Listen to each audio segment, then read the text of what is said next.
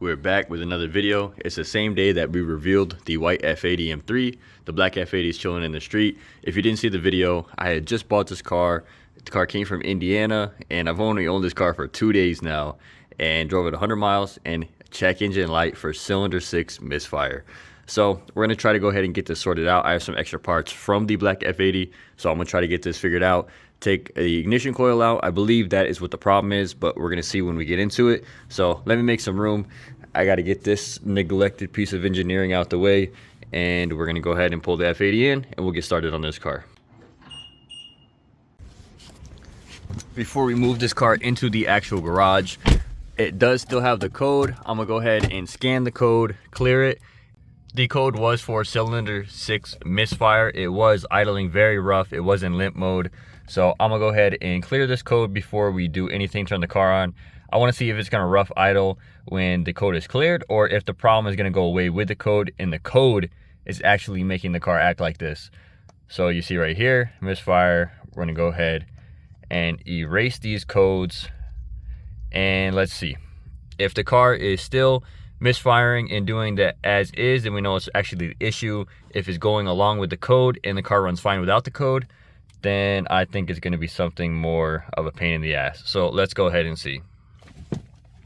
Says no codes found. Check engine light still is illuminated, so let's go ahead and start the car. Check engine light went away. The car seems to be running decently smooth, but again, it is a cold start. The car hasn't really had an issue so far. It went originally and misfired when I was under boost in 4th gear. I was only on throttle for a few seconds until the problem actually occurred. So let's go ahead and move this car in the garage and let's see what happens. I really hope this is something simple. I absolutely fell in love with this car just owning it for the few days. I think this car is absolutely beautiful. Mineral white, red interior, carbon roof, 6-speed manual, heads-up display. We have the beautiful black F80 in the street. Let's get this E39 M5 out the way. This thing is unfortunately neglected. I have not even washed this car since I bought it. I bought this car in December, and it has pretty much sat since. But let's go ahead and get this car out the way. I can't wait to start doing some projects on this car, but I know this car is going to be an absolute money pit, so it is kind of on the back burner just for a very little short period. The clutch difference in these cars is absolutely insane. This car is so short. It's probably like this much travel, and it is very stiff. M3 probably has this much travel and is very, very, very soft. So going back and forth with the cars kind of throws you off, but this is a sick car. If you guys haven't seen this car on the channel, go check out the videos. This car has 340,000 miles, and it needs some work, but this car is extremely solid for what it is. I already made a 10-hour journey home on a road trip, so I'm excited to put some more miles on this thing. The car is running incredibly smooth after clearing the code, so I am going to take it on a tiny test drive and see if it does come back. On the drive, the car is at full operating temperature, no lights back yet. I keep periodically scanning the car. It's still hooked up. Every time I read it, no codes come back. So I let the car get to full operating temp. I've been very easy on the car. I haven't really hit boost or anything like that. I haven't been really higher than 3,000 RPM. So now the car's at full operating temp. I'm gonna get on the car slightly. Don't want to beat on it too much if it's actually throwing codes and having an issue, but I need to trigger the light again. So I'm gonna try to get this code to pop up and we'll come back. And as simple as that, 4th gear, full throttle for a few seconds, and we are back. So as much as I hate that, I'm kind of glad it did come back, and it is still the same cylinder. So I'm definitely gonna go with it's an ignition coil. I believe it was a spark plug. I'm pretty sure we'd give rough idle. I'm pretty sure the car would be stinking and having a couple more symptoms, but it's just under load that the car is having a little bit of a problem. So I think that is the best of both worlds. Obviously I would like to have no problem at all, but I'm gonna go ahead, take this thing back home, and let's swap out an ignition coil. The only pain in the ass part now is now this car is gonna be hot as hell. So probably gonna have to leave it popped up for a little bit and come back to it when it cools down a tiny bit. But we're back to the jerky idle. It revs itself up to 1,000 and stays there. One thing I do think is interesting is that under the state OBD check, it says code is 0, and these cars throw permanent codes, so it's only throwing a pending code, which is not to be expected. I would have thought this thing would have had, usually when these cars actually have a problem, they throw a permanent, a confirmed, and a pending. So you'll really have 3 codes for one, but it's only throwing a pending code and the check engine light, but it's not showing up in the actual system. Or at least if you were to take your car and get smogged, it wouldn't show that there's actually an issue. So that is something interesting, but maybe it's just the very start of a problem. As you saw, the car was running absolutely fantastic until I gave it some load, and now it's limp mode and misfiring. So I think it's just starting to fail. I don't think it's actually a real problem. It's just cutting out, and it's the car's DME throwing the code and saving the car. So I think the car's just doing its job. I don't think it's actually really a problem. But let's take it home, let's get it swapped out, and let's come back on the road. We're back home, got the M3 in the garage. It's actually its first time even being in the garage. That's how little time I've owned it. And I'm gonna start taking off the outer bits. Well, we hopefully let the engine actually cool down. I'm probably gonna need an extra light in here. It's pretty dark, but I'm gonna go ahead and start taking this stuff off one by one. All right, here's the setup. We got a little light plugged in. These actually help tremendously. I have enough light to actually film now and work. So let's go ahead and get started. Happy I bought this whole entire Torx and E kit so I can actually get these off. I'm not sure if my black F80 has replacement bolts, but mine are just normal hex bolts. These are actually E bolts. So let's go ahead and get these off. Happy I bought that. We have the bolts from the carbon strut brace off that go here, here, here, and the 2 in the front. I also took out the actual ones for the aluminum strut bar in the rear. You can see it connects back here to another brace with another brace here. These cars are extremely rigid, but you can see that this car was maintained at some point, and we for sure know that the reservoir was just replaced by the dealer. You can see it looks new. It looks great. You can see how yellow that sticker is compared to the cap. So you can definitely tell that they did replace this with a new one. But when you come up here, this bolt was never tight. So that just goes to show you that even at the dealership, well, for sure at this dealership was definitely not top tier. But I know BMW dealerships have gone under in quality too. And this bar back here, it is loose. And that bolt, let me see if that bolt right there is supposed to be tight. So I think I can take this off and tighten that down. So we'll go ahead and do that as well.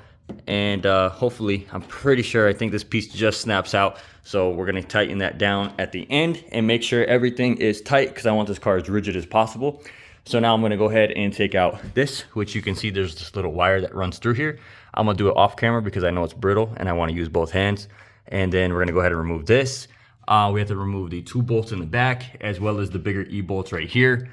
And also, I believe these are probably 13s right here for the strut mounts. And then we'll take all these off, and then that should be ready to pop out. Aluminum bar is out. Everything's out of the way. We got the carbon brace right here. We got the aluminum brace right here. The little trim. Trying to be as organized as possible. Have the bolts for the actual to bolt into the strut mount.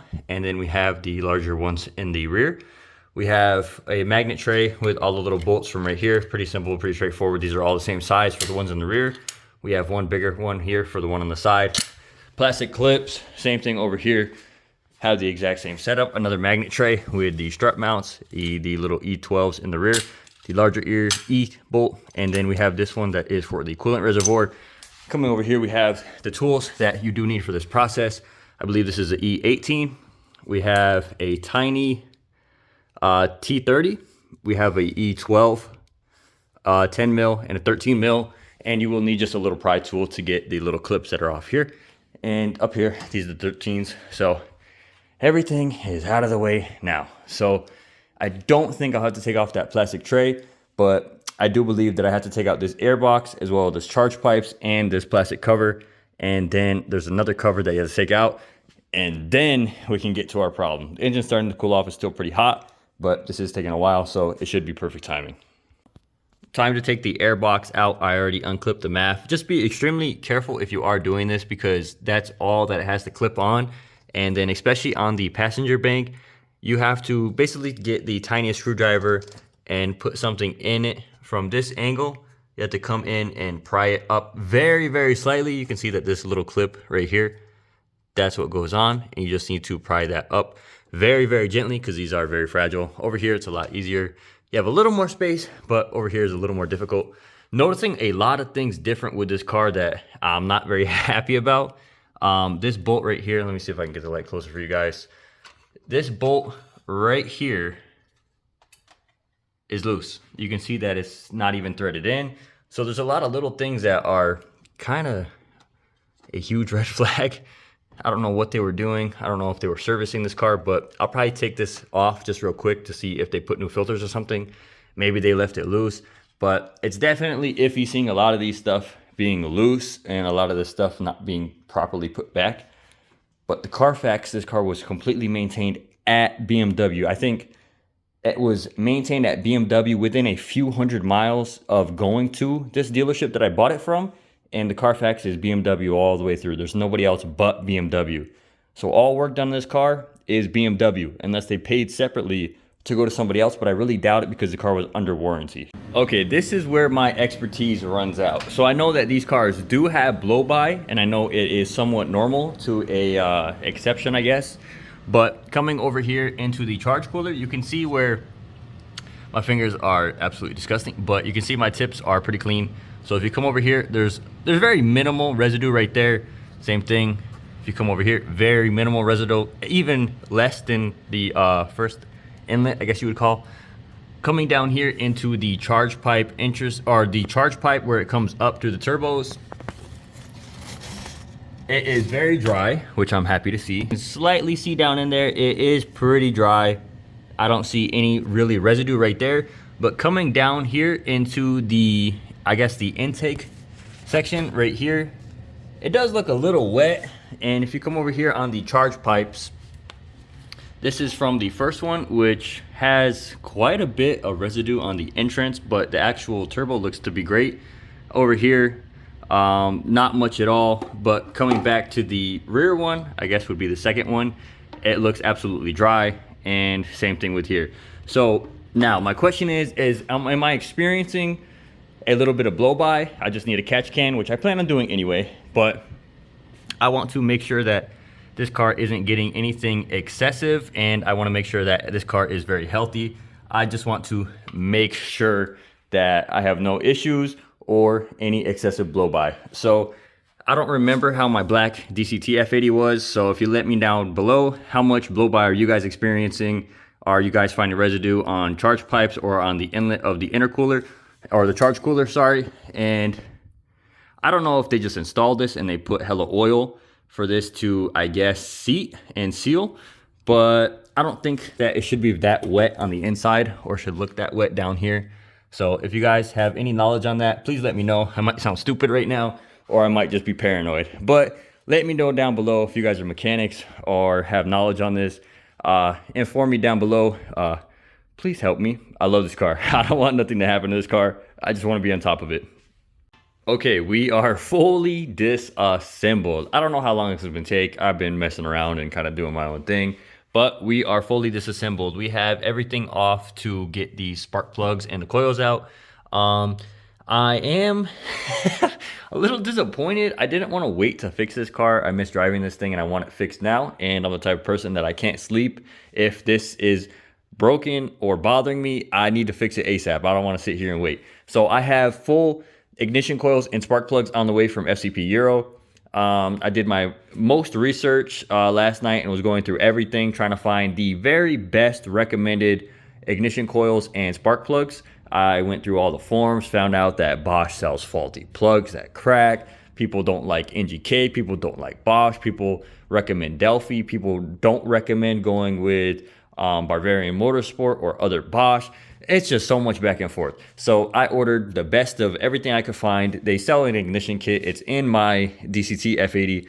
But one thing that I probably shouldn't even say, they sell the kit directly for that. And it says, okay, spark plugs are pre-gapped, everything. I think they're gapped to 32. And I think F80 requires 28. So I have 32 gap in my DCT F80. And it's been absolutely fine. Never had a problem. I know every car is different. So I guess on this car, we'll double check those gaps and we'll check those plugs when they come in. But for now, ignition 6 right here. That's our problem. Okay, the OEM coil pack is out. It is Delphi, of course. And here is the OEM spark plug. So you can see that it is the tiniest bit burnt. I did check the gap, and it's sitting right about 20, between 27 and 29 is right where it gets stuck at. So it's properly gapped, and it is a little crispy. It's not crazy, but the gap is correct. It is a little crispy. There's no real there's no wetness at all. Everything's fine, and it is the M Bosch plug. So this thing says that it had spark plugs changed multiple times. I'm pretty sure, meaning that one time it had one spark plug changed, another time it had another spark plug changed. I don't think they went through and changed all this. This looks too old for what it should have been. And it says M on it, which there's no way that they're still using these manufactured Bosch M plugs. They just should say Bosch. They should not say M. Most likely it is changed at a BMW dealership. Who knows? I could be wrong, but I highly doubt it. And this does not look like it was just changed that frequent. So this is the old one out of my F80, which actually looks to be in the literal exact same shape. As you can see, combining, if not, mine looks better, and this is like 60,000 miles on this plug, and mine old one right here looks better than the one that just came out this car, and the gap is the exact same. So as much as I hate to do this, we do have the coil packs and spark plugs on the way. I'm gonna go ahead and throw this plug in, and this is the old coil that's pretty warm. I'm gonna set this over here so I know not to mix them up. So I'm gonna throw this spark plug in, and I'm gonna throw one of my old coils in.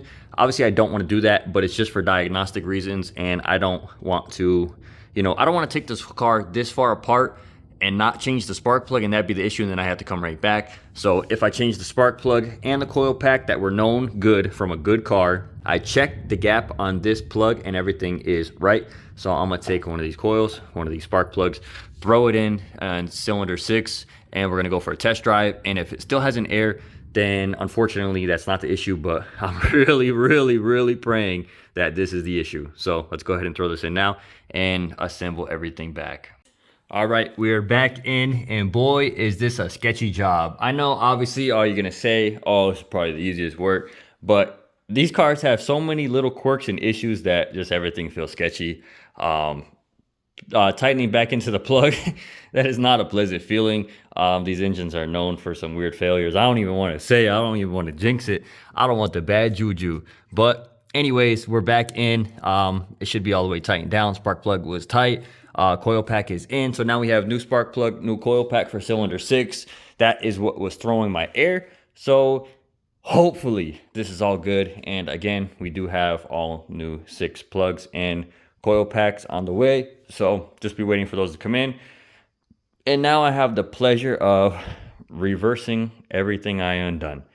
And then we got to go for a test drive. And then the pain in the ass is that if that's not the issue, we have to take this all back off. And even next week when everything comes in, we got to take this all back off. So, Lord, hey God, it's me again.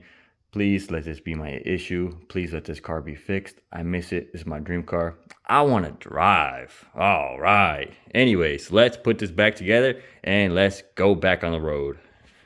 I put everything back, even both the strut bars.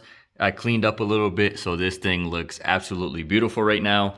I'm gonna go ahead and start it. I'm gonna run a scan while it sits here in idle. I'm gonna let it get up a little bit in temp and make sure that there's nothing going on, make sure there's no codes being thrown, and then we'll go back to the streets for a drive.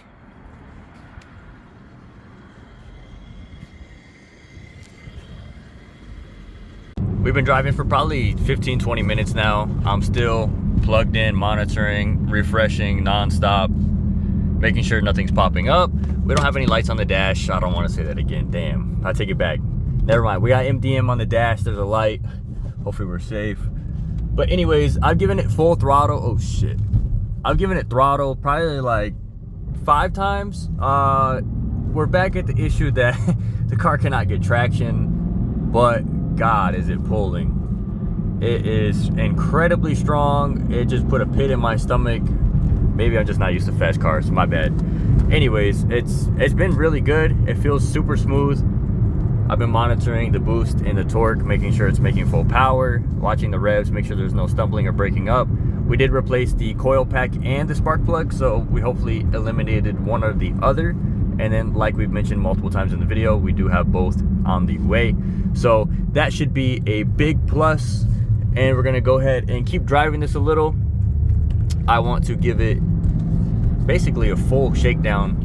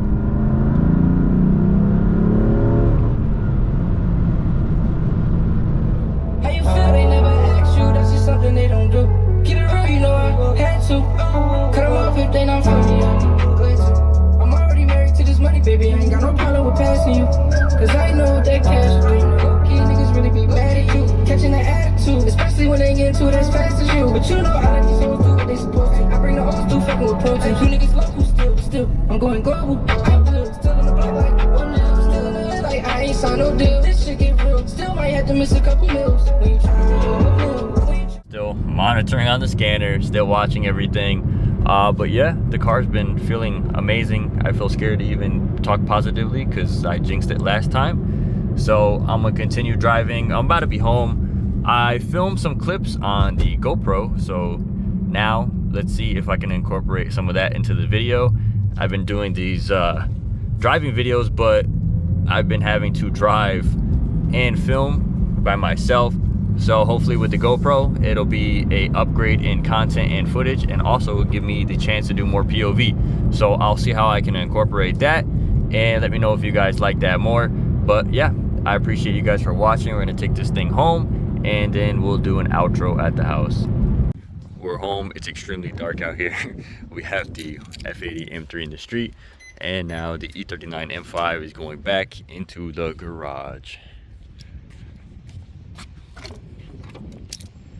Hey, you cannot make this shit up. I just started the M5. This shit was rattling and stumbling, and now there's a check engine light on the M5. Bro, I just fixed the M3, now the M5. Nice.